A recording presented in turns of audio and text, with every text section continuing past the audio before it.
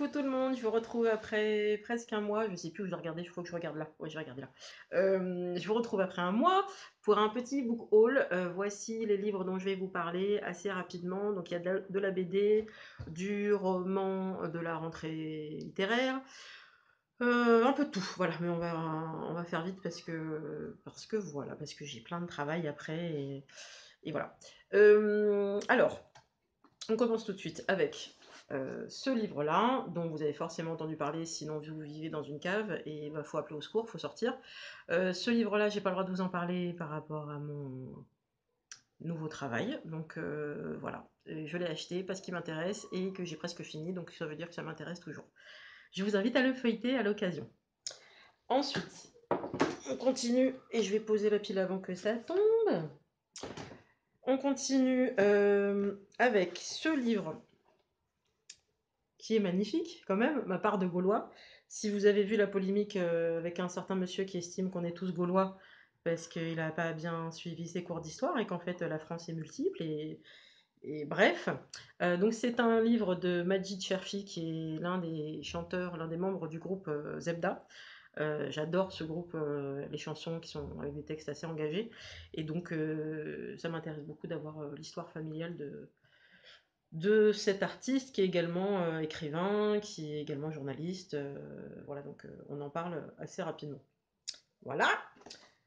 Après, quelques romans, je pense, qui sont sortis pour la rentrée littéraire. Celui-là, pour commencer, avec ce superbe titre en forme de jeu de mots, Aux petits mots, les grands remèdes de Michael Uras.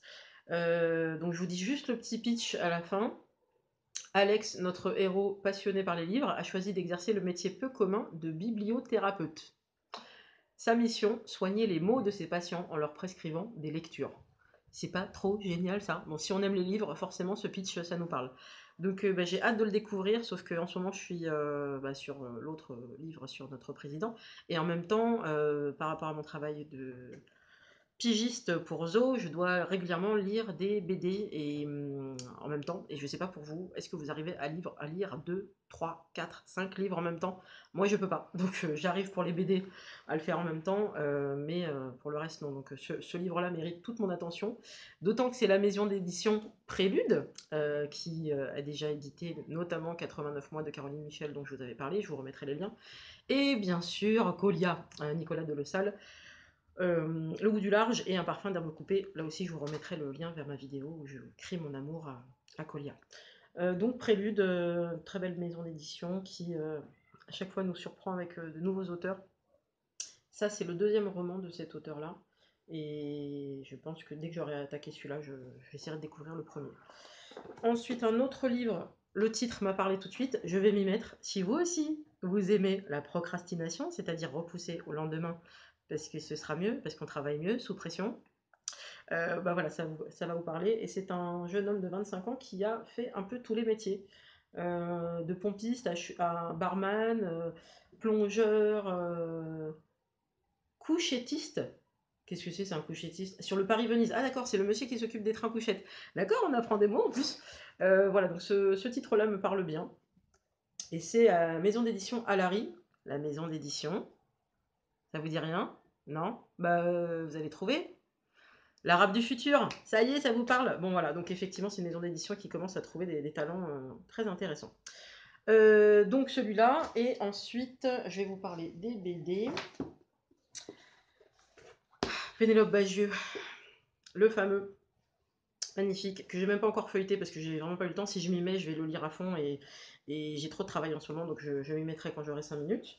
Et ce titre-là, parce que très honnêtement, questionnement sur l'amour moderne, ça me parle, même si le monsieur qui a écrit ça et dessiné ça, petit Luc, je pensais que c'était un trentenaire, et en fait non, apparemment il est beaucoup plus âgé, et ça m'intéresse moi d'avoir ce point de vue-là, vu que je vous le dis officiellement, les trentenaires, hétéros, parisiens, je n'en puis plus.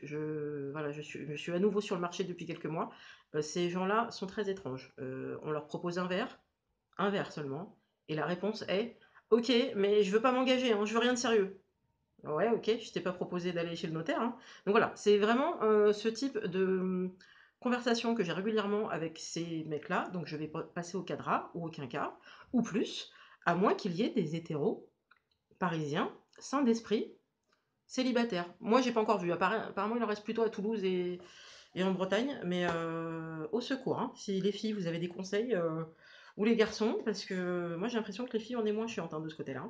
Donc peut-être que cette BD me donnera quelques pistes de réflexion. Voilà.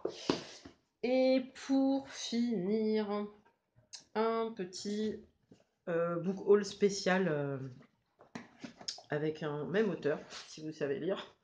Et ben, en fait, ce qui s'est passé, c'est que moi j'avais beaucoup aimé Tous les hommes sont des causes perdues. J'adore le titre déjà, et donc je me suis dit, tiens, ce Mabrouk Rachedi, il a sûrement plein de choses à raconter. Et j'aime bien ces titres en fait, ça me donne envie de plonger dedans. Donc bah, je vous dirais, en fait, en plus c'est un garçon qui est très accessible sur les réseaux sociaux, donc voilà, on verra si j'aime autant ses autres livres. Et là, c'est un recueil de nouvelles dans le métro. Donc il n'y a pas que lui, il y a beaucoup d'autres auteurs qui ont écrit dedans. Comme je prends le métro comme tous les jours, vous aussi peut-être, j'aime bien un peu me dire qu'est-ce qui peut se passer dans le métro, bah, plein d'histoires, et en faire un recueil de nouvelles, je trouvais que c'était intéressant.